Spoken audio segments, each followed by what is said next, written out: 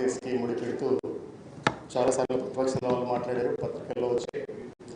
కానీ విషయం ఏంటంటే శ్రీలంకకి అదొక దేశం, ఇండిపెండెంట్ కంట్రీ, అది సావరిన్ కంట్రీ. అలాగే ఆంధ్రప్రదేశ్ రాష్ట్రం.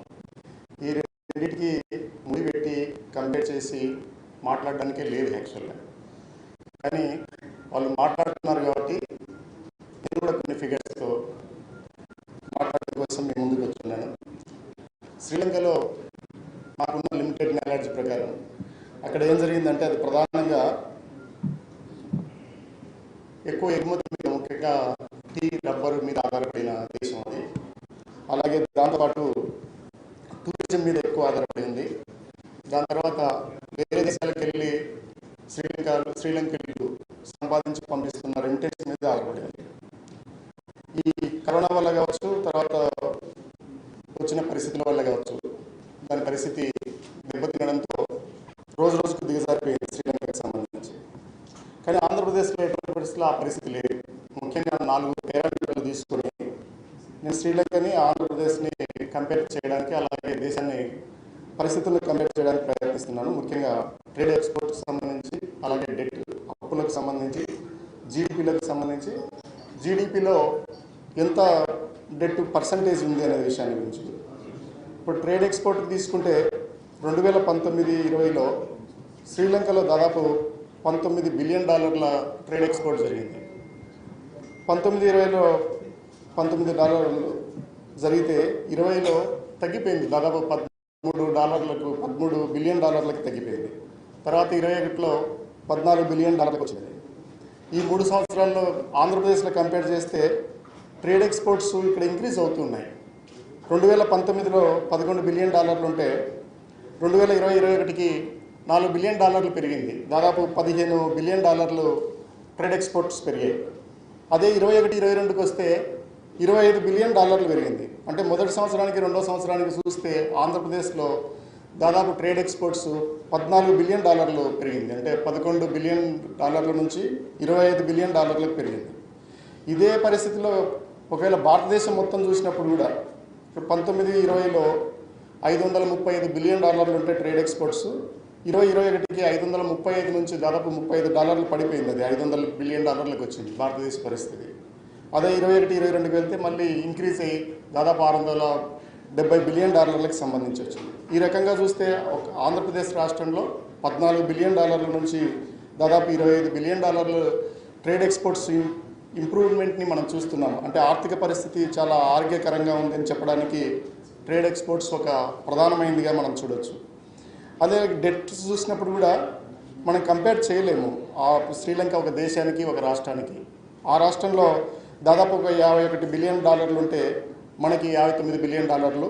అలాగే ఒకవేళ ఇది కన్వర్ట్ చేస్తే దాదాపు 133 లక్షల కోట్ల అప్పులు భారతదేశానికి ఉన్నాయి. 1,33,000 కోట్లు, లక్షల కోట్లు మనకి ఉన్నాయంటే మీరు 133 లక్షల కోట్లు అప్పులు భారతదేశానికి ఉన్నాయి. అంటే ఏ రకంగా దేశాన్ని చూసినప్పుడు. అందువల్ల బీజేపీ పార్టీ రాష్ట్రాలను చూపిస్తూ ఈ రాష్ట్రాలు అప్పులు చేస్తున్నాయంటే దేశం కూడా ఇంకా ఎక్కువ అప్పు చేస్తుంది. అప్పులకి అభివృద్ధికి సంబంధం ఉంటుంది ఖచ్చితంగా కూడా. ఒకవేళ ఒక రాష్ట్రాన్ని, ఒక దేశానికి ఎప్పుడు కంపేర్ చేయడానికి వీలు లేకపోయినప్పటికీ ఒక పరిస్థితి చూస్తే ఈ 3 సంవత్సరాల్లో ఉన్న పరిస్థితి ఇది. అలాగే జీడిపి చూస్తే దాదాపు శ్రీలంకలో $81 బిలియన్ ఉంటే మనకి దాదాపు $160 బిలియన్ ఆర్థిక వ్యవస్థ మన ఆంధ్రప్రదేశ్లో ఉంది. అందువల్ల జీడిపిలో జిఎస్డిపి అంటాం దీన్ని, దాదాపు $160 బిలియన్ ఉండడం అనేది ఒక దేశాలను మించి మన ఆర్థిక వ్యవస్థ ఉందనే విషయాన్ని కూడా మనం తెలుసుకోవచ్చు. అలాగే US డాలర్లలో పోలిస్తే 1.29 దగ్గర $3 ట్రిలియన్ వ్యవస్థ భారతదేశానికి ఉంది. అయితే మనం కూడా ఈ మొత్తం చూస్తే మొన్న ప్లీనరీ టయానికి చూస్తే దాదాపు 1,62,000 కోట్ల రూపాయలు ప్రజల అకౌంట్లకి ఎలాంటి లంచాలు లేకుండా, మధ్యవర్తులు లేకుండా సంక్షేమ పథకాలని చేర్చిన సందర్భాన్ని మనం గమనిస్తాం. గతంలో ఎప్పుడూ ఇలా జరగలేదు.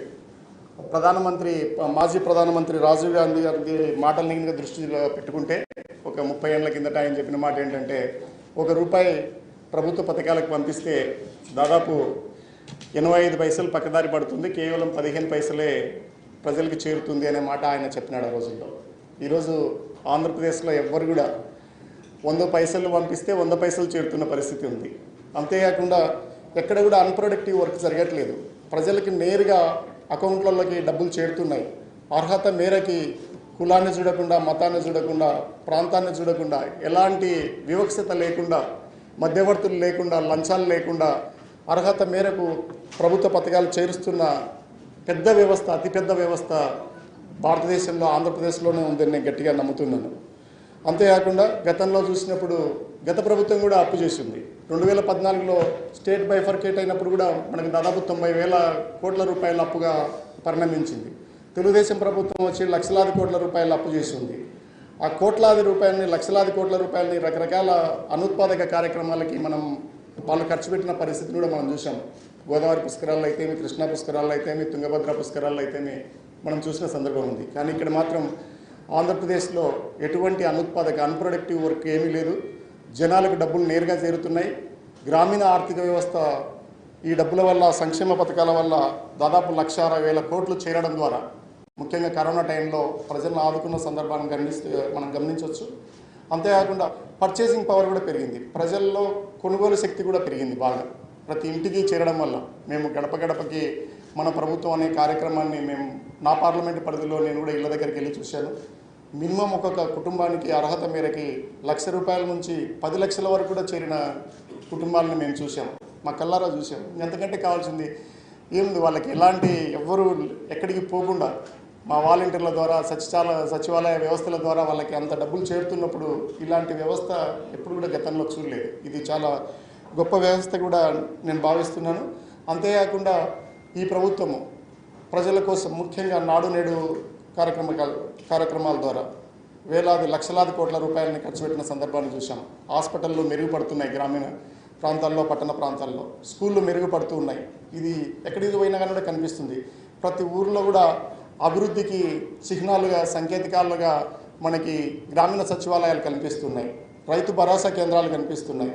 ఆయుష్మాన్ సంబంధించి, హాస్పిటల్కి సంబంధించి మెరుగైన కార్యక్రమాలు మనకు కనిపిస్తున్నాయి. ఇవన్నీ కూడా ఈ అభివృద్ధి కార్యక్రమాలు, సంక్షేమ కార్యక్రమాలు ప్రజలకి అలాగే ప్రభుత్వానికి, ముఖ్యంగా జగనన్న ప్రభుత్వంలో ఒక 2 కళ్ళలాగా వెళ్తున్నాయనే విషయాన్ని తెలియజేస్తూ, కోట్లాది రూపాయలు, లక్షలాది రూపాయలు, లక్షలాది కుటుంబాలకి చేరిన వైనాన్ని గమనిస్తూ ప్రతిపక్షాలు అబద్ధపు ప్రచారాలు ఏవైతే చేస్తున్నాయో ఆర్భాటంగా, వాళ్ళు ఆ పరిస్థితిని మానుకోవాలని నేను తెలియజేస్తున్నాను.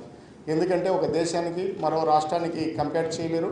ఒకవేళ చేసినా కానీ కూడా నేను ఫిగర్స్తో ముందుకు వచ్చాను. $1 బిలియన్ ఆర్థిక వ్యవస్థ, ముఖ్యంగా ట్రేడ్, ఎక్స్పోర్ట్స్ పెరుగుతున్న సందర్భాన్ని నేను వివరించాను. అప్పులకు సంబంధించిన విషయాలలో కూడా నేను ప్రొడక్టివిటీ ఎంత ఉంది అనేది కూడా చెప్పగలిగాను. అలాగే డెట్ టు జీడిపి, జీడిపిలో ఎంత పర్సెంటేజ్ అప్పుల్లాగా ఉంది అనేది కూడా నేను కంపేర్ చేస్తూ చెప్పదలుచుకునేది ఏంటంటే, శ్రీలంకలో డెట్ టు జీడిపి వచ్చేసి దాదాపు 101%కి చేరుకుంది. అదే ఆంధ్రప్రదేశ్లో చూస్తే కేవలం 32.4% మాత్రమే ఉంది. ₹1 జీడిపి వస్తుంటే రాష్ట్రానికి వచ్చినప్పుడు జిఎస్డిపి అనాలో కేవలం 32.4% మాత్రమే ఉంది. అదే భారతదేశానికి పోతే అది 59% ఉంది. 59% అప్పు చేసిన భారతదేశము రాష్ట్రాలకు ఏం చెప్తుంది? దాని ముందు ఆర్థిక నియంత్రణ, ఆర్థిక హెల్త్ ఇండెక్స్ ఏదైనా చూసుకోవాలంటే, ఎకనామికల్ ఫైనాన్షియల్ హెల్త్ ఇండెక్స్, ముందు వాళ్ళ ఇండికేటర్ని భారతదేశంలో వాళ్ళు తగ్గించుకొని రాష్ట్రాలకు కూడా చెప్తే బాగుంటుందని కూడా నేను భావిస్తున్నాను. ఎటువంటి పరిస్థితుల్లో ప్రజలకి ఇంత డబ్బుని నేరుగా చేర్చిన జగనన్నకు మరొకసారి నేను కృతజ్ఞతలు తెలియజేస్తున్నాను. గతంలో ఎప్పుడు కూడా భారతదేశ స్వాతంత్రం తర్వాత కోట్లాది రూపాయలు, లక్షల కోట్ల రూపాయలు ఎప్పుడు కూడా లక్షలాది కుటుంబాలకి ఇంత ఏమాత్రము మధ్యవర్తులు లేకుండా, లంచాలు లేకుండా, కమిషన్లు లేకుండా, లీకులు లేకుండా ఇచ్చిన గొప్ప ఆర్థిక వ్యవస్థను సృష్టించిన జగనన్నకు కృతజ్ఞతలు తెలియజేస్తున్నాను. అప్ప 133 లక్షల కోట్లు, కంట్రీకి 133 లక్షల కోట్ల రూపాయలు అప్పు చేసింది. వాళ్ళకి 133 లక్షల కోట్లు, 133 లక్షల కోట్ల రూపాయలు కంట్రీ అప్పు చేసింది. జీడిపిలో 59% చేసి ఉంది. మనం చేసింది 32.4, ఆంధ్రప్రదేశ్ రాష్ట్రం చేసింది 32.4, అదే దేశం చేసింది 59%, శ్రీలంక చేసింది 101%. అందువల్ల ప్రజల్ని మభ్యపెట్టొద్దని ప్రతిపక్షాలని గట్టిగా కోరుతున్నాను. పత్రికల ద్వారా, మీడియా, ఎలక్ట్రానిక్ మీడియా ద్వారా, ప్రింట్ మీడియా ద్వారా ఈ విషయాలన్నీ కూడా రాష్ట్ర ప్రజలకు నేను తెలియజేస్తున్నాను. ఎటువంటి పరిస్థితుల్లో శ్రీలంక లాంటి సంక్షోభం కానీ, ఆర్థిక సంక్షోభం కానీ మన రాష్ట్రానికి కానీ మన దేశానికి కానీ లేదు. అందువల్ల ఇబ్బంది ఏం లేదు.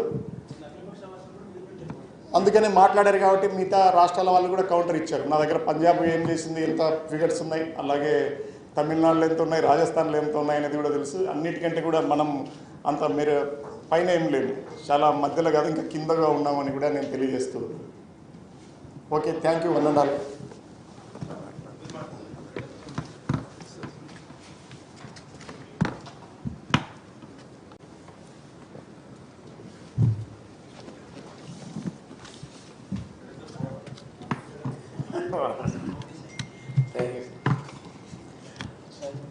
అందరికీ నమస్కారాలు. ఈరోజు మా వైఎస్ఆర్సీపీ పార్టీ తరఫున పార్లమెంటు సభ్యులు కొంతమంది కలిసి ఆంధ్ర రాష్ట్రంలో ఆర్థిక వనరులను అభివృద్ధి చేసుకోవడానికి ఓడరేవులు, తీర ప్రాంతంలో, సముద్ర తీర ప్రాంతంలో ఏ విధంగా ఉపయోగపడతాయనే దాని గురించి చెప్పదలుచుకుంటున్నాము. మీకు అందరికీ తెలుసు, జగన్మోహన్ రెడ్డి గారి ఆశీస్సులతో ఇక్కడున్న పార్లమెంటు సభ్యులు ప్రతిసారి కూడా పార్లమెంటులో షిప్ యార్డ్కి సంబంధించి, ఓడరేవులకు సంబంధించిన సంబంధిత మినిస్టర్ గారితో సంప్రదించి రాష్ట్రం విడిపోయిన తర్వాత ఆర్థికంగా వెనుకబడుకున్నాం కాబట్టి ఓడరేవులను అభివృద్ధి చేసుకుంటే తప్ప రాష్ట్రం ఆర్థికాభివృద్ధి చెందలేదు కాబట్టి మేము మంత్రివర్యుల దృష్టికి తీసుకొస్తే సంబంధిత మంత్రి గారు శర్వానంద సోనోవాల్ గారు ఈ మధ్యకాలంలో విశాఖపట్నం వచ్చి అక్కడ centre excellence in maritime and shipping of CMS ఒక ప్రారంభోత్సవం చేసి తీర ప్రాంతాలందరినీ అన్నింటినీ కూడా ఆంధ్ర రాష్ట్రంలో అభివృద్ధి చేస్తామని హామీ ఇచ్చిన తర్వాత ఈరోజు మీరు చూసినారు, రామాయపట్నంలో గౌరవనీయుల రాష్ట్ర ముఖ్యమంత్రి గారు పోర్ట్స్ ఏర్పాటు చేసేదానికి శంకుస్థాపన చేసినారు. ఇప్పటికే 6 పోర్టులు ఉన్నాయి, ఇంకా 4 పోర్టులు ప్రతిపాదనలో ఉన్నాయి.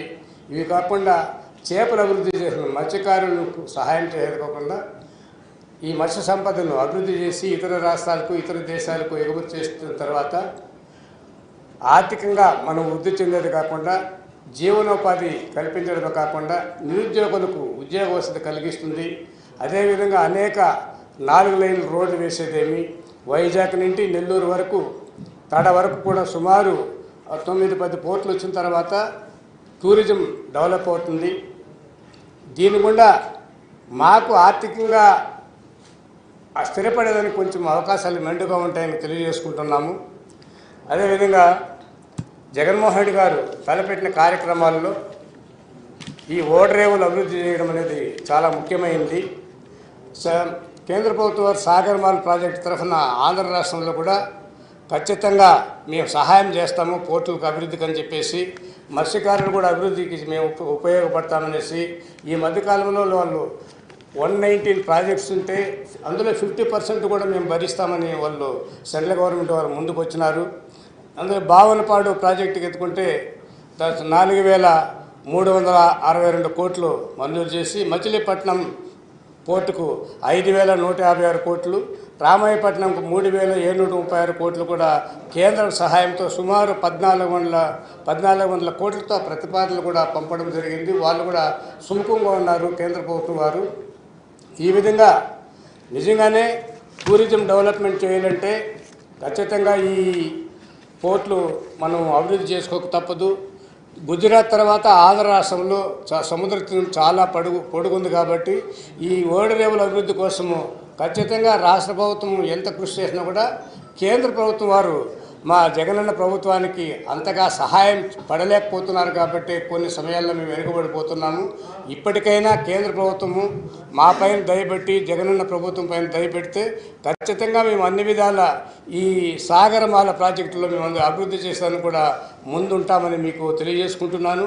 మా ఎంపీలు ప్రతి విషయంలోనూ సంబంధిత కేంద్ర మంత్రులతో సంబంధించి ఈ గ్రీన్ ఫీల్డ్ పోర్టులు కూడా అభివృద్ధి చేయాలనేసి భావనపాడు, విశాఖపట్నం, కాకినాడ, నెల్లూరు, కృష్ణపట్నం ఇలాంటి వాటిలో కూడా మేము అభివృద్ధి చేయాలనేసి ప్రయత్నం చేస్తున్నాం. కాబట్టి కేంద్ర ప్రభుత్వం ముందొచ్చి మాకు సహాయం చేయాలనేసి మేమందరూ కోరుకుంటున్నాము.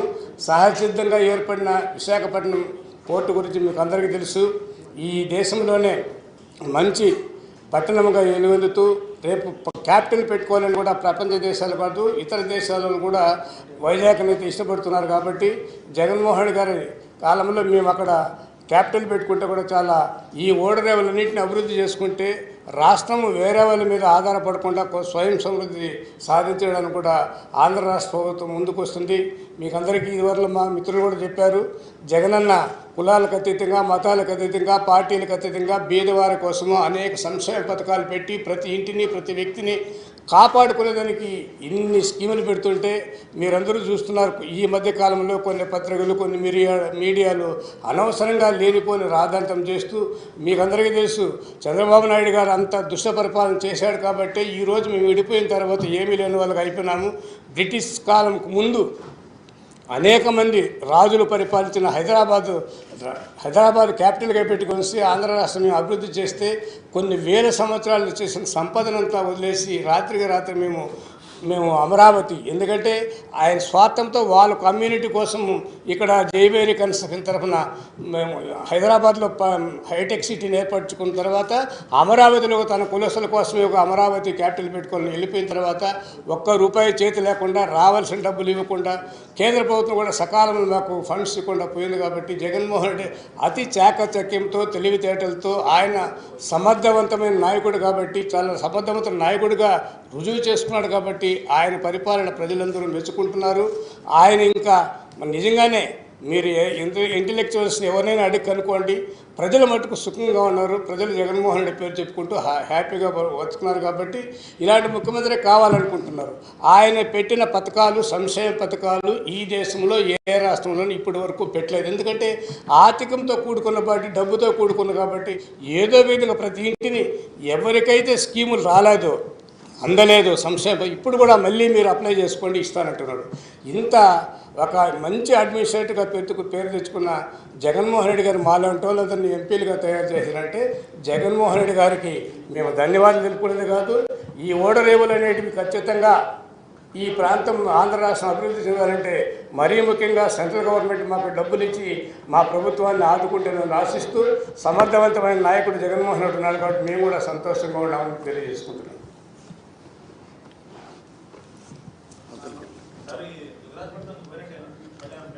రామాయపట్నం వచ్చింది. రామాయపట్నం ఈరోజు నేరే చేసిన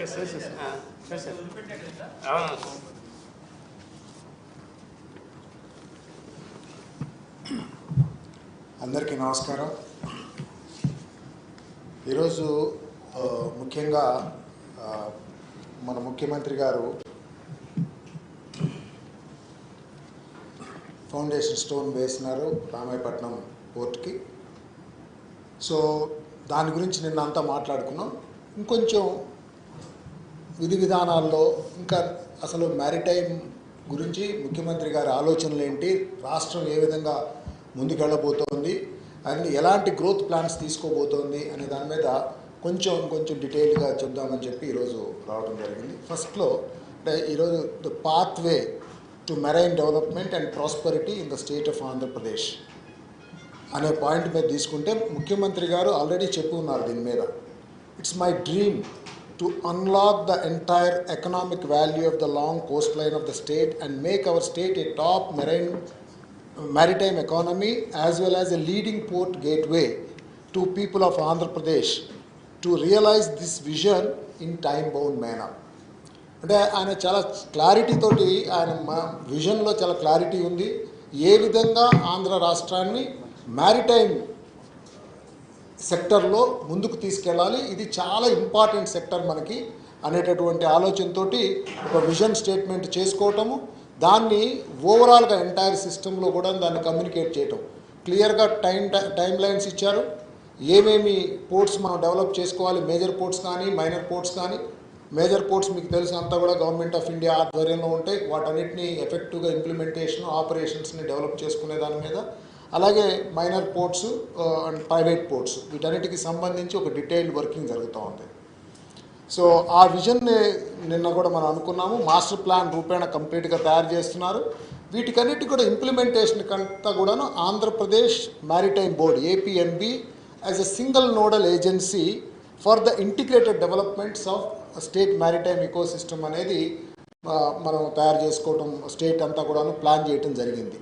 దాంట్లో పాయింట్గా పోర్ట్స్, జెట్టీస్, అలాగే ఫిషరీ హార్బర్స్, తర్వాత పోర్ట్ లెడ్ ఇండస్ట్రియల్ డెవలప్మెంట్, తర్వాత ship building, repairs and recycling, తర్వాత మ్యారిటైమ్ టూరిజం, కోస్టల్ షిప్పింగ్, తర్వాత greening and decarbonisation of ports, తర్వాత connectivity and ancillary infrastructure. So వీటన్నిటినీ కూడాను as a point of infrastructure వీటన్నిటినీ కూడాను గుర్తించడం జరిగింది. సో ఆ అన్నిటి ఏరియాల్లో కూడాను master planning and action plan for implementation కూడాను తయారు చేసుకోవడం జరుగుతూ ఉంది. రెండవది వచ్చేసి సర్వీసెస్లోకి వచ్చేసరికి digital and IT enabled ecosystem తీసుకురావడం జరుగుతోంది. Connectivity and predictability of the ships, వాళ్ళ ట్రాన్స్పోర్టేషన్, అలాగే marine R&D and training centres రాబోతున్నాయి. Consistency and predictability in terms of marine operations తీసుకొస్తాం. Quality assurance from logistic service providers, ఇది కూడా ఏ రోజు మనకి ఏ విధంగా ఈ లాజిస్టిక్స్ మనకి ఏ రోజుకి మనకి లోడ్ అవుతుంది, ఏ రోజుకి అన్లోడ్ అవుతుంది, ఏ రోజుకి మనం మల్టీ మోడల్ లాజిస్టిక్లోకి మనం తీసుకెళ్ళగలుగుతాం అనేది కూడా కంప్లీట్గా డీటెయిల్డ్గా దీన్ని చేయడం జరుగుతుంది. అండ్ తర్వాత various other value added services ఈ పోర్ట్స్ చుట్టూతో కూడా packaging, processing, then warehousing ఇవన్నీ కూడాను ప్లాన్ చేయడం జరుగుతూ ఉంది. సో అంటే ఇవన్నీ కలిపి ఒక చక్కటి పాలసీ రెగ్యులేషన్ తీసుకొస్తున్నాము. స్టేట్ గవర్నమెంట్ ముఖ్యమంత్రి గారి ఆలోచనలతోటి ఒక చక్కటి governance all over the world which is going to be appreciated. ఆ పాయింట్ ఆఫ్ వ్యూలో పాలసీ అండ్ రెగ్యులేషన్లో holistic maritime vision and development plans తీసుకొస్తున్నాము. అలాగే ఎనేబులింగ్ పాలసీ అండ్ రెగ్యులేషన్స్ కూడా తీసుకొస్తాం జరుగుతుంది. తర్వాత మీకు పోర్ట్ లెడ్ డెవలప్మెంట్లో ఆంధ్రప్రదేశ్లో మీకు అంతా అవగాహన ఉంది. మనకి already Visakhapatnam as a major port ఉంది. మనకి ఇప్పుడు Bhavanapadu, Kakinada SEZ port, Machilipatnam port and Ramayapatnam port ఇవన్నీ కూడాను అండర్ డెవలప్మెంటల్ వేరియస్ డెవలప్మెంట్ స్టేజెస్లో వస్తున్నాయి. అలాగే ఎగ్జిస్టింగ్ పోర్ట్స్కి వచ్చేసేస్తే Krishnapatnam, Kakinada deep water port and Gangavaram port ఇవి మూడు కూడాను మనకి ఆల్రెడీ మనకి ఎస్టాబ్లిష్ అయ్యి మనకంటే ఒక మేజర్ ఒక ఇన్వెస్ట్మెంట్ని ప్లస్ ఆల్సో ఇండస్ట్రియలైజేషన్ని తీసుకొచ్చే దిశలో మన విజన్ నడుస్తూ ఉంది. దానికి తగిన విధంగానే ఈరోజు రామాయపట్నంలో జరిగినటువంటి ఫస్ట్ ఫౌండేషన్ ఎన్ని టైం బౌండ్ మేనర్లో అన్న విధంగా ఒక్కొక్కటి ఆ దిశలో తీసుకొస్తున్నారు. అలాగే ఫిషింగ్ హార్బర్స్లో కూడా మీకు తెలుసు భావనపాడు ఫిషింగ్ హార్బర్, అలాగే Budagatlapalem fishing harbour, then Visakhapatnam fishing harbour, Pudimadaka fishing harbour, Uppada fishing harbour, Kakinada fishing harbour, Biyyaputhippa fishing harbour, Machilipatnam fishing harbour, Nizampatnam fishing harbour, Vadarevu fishing harbour and Kothapatnam fishing harbour ఇందులో, అలాగే జువలదిన్న ఫిషింగ్ హార్బర్. సో వీటన్నిటిని కూడా మీరు చూస్తే కొన్ని చాలా వరకు ఆల్రెడీ కొన్ని ఉన్నాయి, ఎగ్జిస్టింగ్ ఉన్నాయి, కొన్ని ఇప్పుడు ఇంప్లిమెంటేషన్ జరుగుతున్నాయి, ఇంకా కొన్ని రాబోతున్నాయి. అంటే ఒక్కసారి ఇవి నెక్స్ట్ 3 to 5 years టైంలో కనుక ఈ అన్ని fishing harbours that is what the time line given అనమాట. ఇవి ఒక్కసారి వచ్చేసేస్తే ఒక సైడ్ ఫిషింగ్ నుంచి కానివ్వండి, ఒకరోజు మేజర్ పోర్ట్స్ మైనర్ పోర్ట్స్ నుంచి కూడాను the entire planning around this infrastructure especially maritime infrastructure is going to be in a big place. So దాని తర్వాత మనం చూసుకుంటే దానికి అనుగుణంగా ఇందాక మనం చెప్పుకున్నట్లు ఇండస్ట్రియల్ పార్క్స్ అనేది వస్తే మనకి తప్పనిసరిగా బికాస్ ఆంధ్ర రాష్ట్రంలో మనకి దాదాపు 23% మన రెవెన్యూ వచ్చేసేసి ఇండస్ట్రియలైజేషన్ నుంచి వస్తూ ఉంది. ఆ సర్వీసెస్లో నుంచి వచ్చే ఆ దాంట్లోకి సంబంధించి దాన్ని మనము ఇంకా కొంచెం పెంచుకోవాలి, 30-35%కి తీసుకెళ్ళాలి ఇండస్ట్రియలైజేషన్ ద్వారా అనేటటువంటి ఒక ప్లాన్ తీసుకొని దానికి అనుగుణంగా వైజాగ్ చెన్నై ఇండస్ట్రియల్ కారిడార్ కానివ్వండి, చెన్నై బెంగళూరు ఇండస్ట్రియల్ కారిడార్ కానివ్వండి, హైదరాబాద్ బెంగళూరు ఇండస్ట్రియల్ కారిడార్ ఈ మూడిట్లో మన స్టేట్లో ఏ రకమైనటువంటి ఇన్ఫ్రాస్ట్రక్చర్ మనం డెవలప్ చేసుకోబోతున్నాం అనేది వాటికి ఈ పోర్ట్స్ ద్వారా port based industrial clusters, dry ports and multimodal logistic parks, import processing and re export hubs, then free trade zones, container freight stations and inland container depots. ఇవన్నీ కూడాను వేరియస్ లొకేషన్స్లో ప్లాన్ చేయడం జరుగుతుంది. Master plan ద్వారా ఇవన్నీ ఎక్కడెక్కడ రాబోతున్నాయి, వాటన్నిటి దాని ద్వారా ఏ రకమైనటువంటి ఎంప్లాయ్మెంట్ అలాగే రెవెన్యూ జనరేషన్ జరగబోతుంది అనేది కూడాను కంప్లీట్గా గవర్నమెంట్ సైడ్ నుంచి, అలాగే ఏపీ మ్యారిటైమ్ బోర్డు దాన్ని ఇంప్లిమెంటేషన్ ఏజెన్సీగా కూడా మొత్తం తీసుకొని రాబోతుంది. ఇవన్నీ ఇనిషియేటివ్స్ వలన it is going to develop a huge employment base in our state and large socio economic benefits అన్నీ కూడా రాబోతూ ఉన్నాయి. సో తర్వాత మ్యారిటైమ్ ఇన్ఫ్రాస్ట్రక్చర్ని how to use it towards tourism. So అందులో కూడాను చాలా క్లియర్ స్ట్రాటజీ తీసుకురాబోతుంది జరుగుతూ ఉంది. Because we wanted to ensure that full potential of coast line.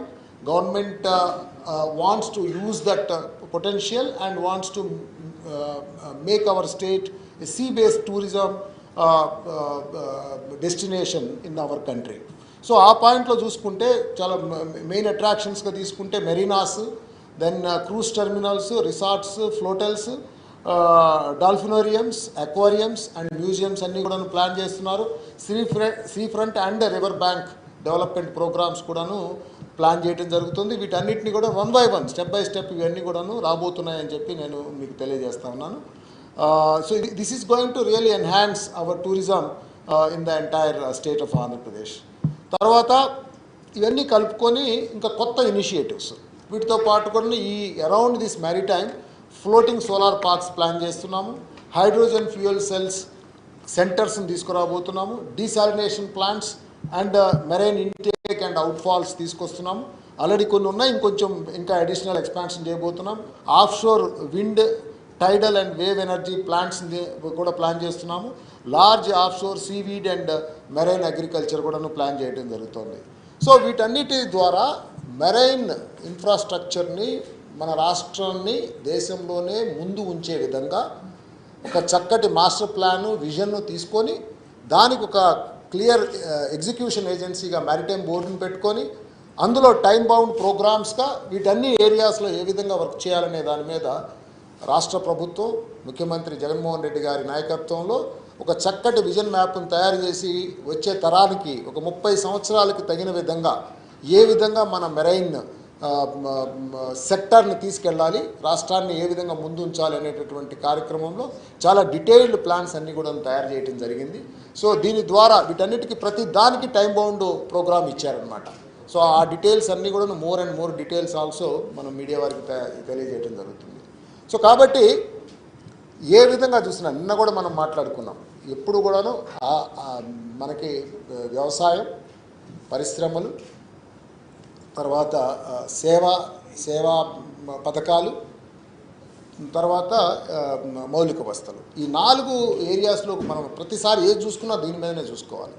ఇప్పుడు సేవలకు సంబంధించినటువంటి సర్వీసెస్ సెక్టార్ని కూడా చాలా పెంచాలి, అందులో నుంచి రెవెన్యూస్ని చాలా తీసుకురావాలి అని అంటే ఇక్కడ ప్రజల్లో వాళ్ళ జీవన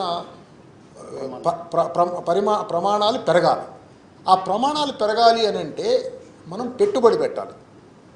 ఇప్పుడు మనం అంటున్న అంతా ఫ్రీ బీస్, ఇది ఫ్రీ కాదు, ప్లీజ్ అండర్స్టాండ్, ఇది పెట్టుబడి. ముఖ్యమంత్రి గారు ఎంతో ఆలోచన చెప్పారు. విద్య మీద పెట్టేటటువంటి ఏ ఖర్చు అయినా, ఆరోగ్యం మీద పెట్టేటటువంటి ఏ ఖర్చు అయినా, అలాగే ఉండటానికి ఇల్లు ఇచ్చేదైనా, ఇవన్నీ బేసిక్ నీడ్స్ కదా. వీటన్నిటినీ కూడాను మనము మంచిగా మన వాళ్ళందరికీ ముందు అందరికీ మన రాష్ట్రాన్ని అందులో ఉన్న వాళ్ళందరికీ కూడా మంచిగా దాన్ని ఇన్వెస్ట్మెంట్ చేసి వాళ్ళందరికీ కూడా బేసిక్ నీడ్స్ ఫుల్ఫిల్ చేస్తే దాని తర్వాత వాళ్ళు నేర్చుకున్నటువంటి చదువులు, వాళ్ళు నేర్చుకున్నటువంటి ఆలోచనలు, పెంచుకున్నటువంటి ఆలోచనలు, వీటన్నిటి ద్వారా వాళ్ళు రాష్ట్రానికి ఒక మంచి అసెట్స్ అవుతారు. ఆ అసెట్ని చక్కగా ఉపయోగించుకొని మనకు వచ్చే రోజులకి మనం ఆదాయ వనరులను పెంచుకునే విధంగాను, అలాగే అందరూ కూడాను సంతోషంగా ఉండే విధంగా తీసుకెళ్లే ప్రక్రియలో భాగంగా ముఖ్యమంత్రి గారు ఎంతో ముందు చూపుతోటి ఆలోచనతోటి ఎన్ని ప్రోగ్రామ్ చేస్తున్నారు. ఈరోజు మాకు చాలా సంతోషంగా ఉంది. మా ఎంపీలు అందరూ కూడా ఇక్కడి నుంచి 31 మంది ఎంపీలు మొత్తం కూడాను రేత్రింబగుళ్ళు కష్టపడి ఏ విషయంలో నేను చూస్తున్నాను కదా, చాలా కమిట్మెంట్ తోటి గవర్నమెంట్ ఆఫ్ ఇండియాలో ఉన్నటువంటి ఏ ప్రోగ్రామ్స్ అయినా కానీ మన స్టేట్కి సంబంధించిన, అలాగే ఎవరెవరి వర్క్ ఏం చేయాలనేది పంచుకుంటూ అందరూ కూడాను కలిసి గట్టిగా పనిచేస్తూ రాష్ట్రానికి ప్రతి విషయంలో కూడాను మా వంతు కృషి చేసే విధంగా ఎంపీలు అందరం కూడా కలిసి పనిచేస్తున్నామని చెప్పి మీ ద్వారా ఆంధ్ర రాష్ట్ర ప్రజలకు అందరికీ తెలియజేయడం జరుగుతాం. 6 months టైం ఇచ్చారు. So I think by December నేను కూడా విజన్ డాక్యుమెంట్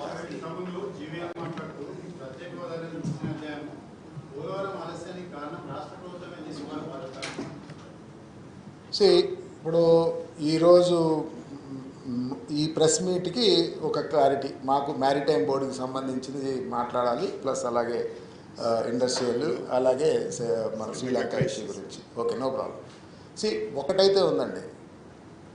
సెంట్రల్ గవర్నమెంట్, మీరు ఏదైనా క్వశ్చన్ ఇప్పుడు మీరు అడుగుతుంది, సెంట్రల్ గవర్నమెంట్కి స్టేట్ గవర్నమెంట్కి ఉన్నటువంటి విషయం పోలవరం దాని గురించి చెప్పాలి అని అంటే, చూడండి, దీని ఓనర్ ఎవరు? పోలవరం డ్యామ్ ఓనర్ ఎవరు ఈరోజు? Government of India, national project. వాళ్ళు ఒక అథారిటీని పెట్టారు, పోలవరం ప్రాజెక్ట్ అథారిటీ. అంటే వాడు ఓనర్. తర్వాత అక్కడి నుంచి execute, planning, designing, engineering, contracting, O&M, ఇట్లా ఈ విధంగా ఉంటుంది. సో ఇందులో ఓనర్ అల్టిమేట్ మంచి కానీ చెడు కానీ ఓనర్ది బాధ్యత తీసుకోవాలి. ఓనర్ ప్లానింగ్ సరిగ్గా చేశారా, డిజైనింగ్ సరిగ్గా చేశారా, అందులో ఏమైనా మంచి చెడు తప్పులు ఒప్పులు ఏదైనా ఉంటే వాళ్ళు చూసుకోవాల్సిన పరిస్థితి. కన్స్ట్రక్షన్ కాంట్రాక్ట్ స్టేట్ గవర్నమెంట్ ద్వారా, అది కూడా గత ప్రభుత్వంలో వాళ్ళు తీసుకున్నారు. అనవసరం, అసలు అది అలా చేసి ఉండాల్సిన అవసరం లేదు.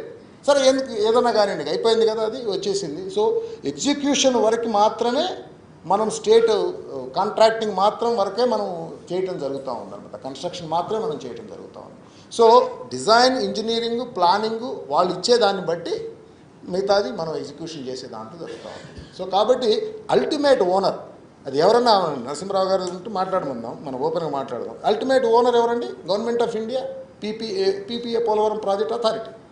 ఏదైనా వాళ్ళు మాట్లాడాలి.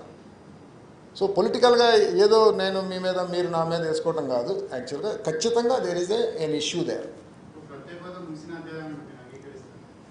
ఒక్కటే, ఇప్పుడు అగైన్ వీటికి సంబంధించినటువంటి మాట్లాడే వాళ్ళు సపరేట్ ఉన్నారు. బట్ నా వరకు నన్ను అడిగితే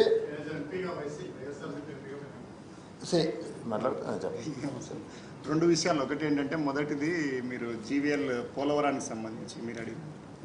పోలవరానికి సంబంధించి జీవీఎల్ పోలవరం ప్రాజెక్టు అది నేషనల్ ప్రాజెక్టా స్టేట్ ప్రాజెక్టా అనేది ముందు ఆయన దానికి అంగీకారం ఆయనకి తెలిసి ఉండాలి కదా. ఆయన మాట్లాడేటప్పుడు బాధ్యత అన్నప్పుడు అది నేషనల్ ప్రాజెక్ట్ అయినప్పుడు స్టేట్ గవర్నమెంట్ ఎంత బాధ్యత ఉంటుంది అనేది ఆయన చెప్పాలి.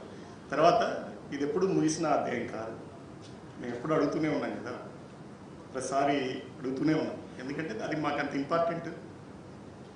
ప్రధాని గారు, మాజీ ప్రధాని గారు కూడా రాజ్యసభకు చెప్పారు, మాకు ఇంపార్టెంట్. అది ఎప్పుడు ముగిసిన అధ్యాయంగా మేము ఎప్పుడు భావించట్లేదు. ముడిపెడుతూ చాలాసార్లు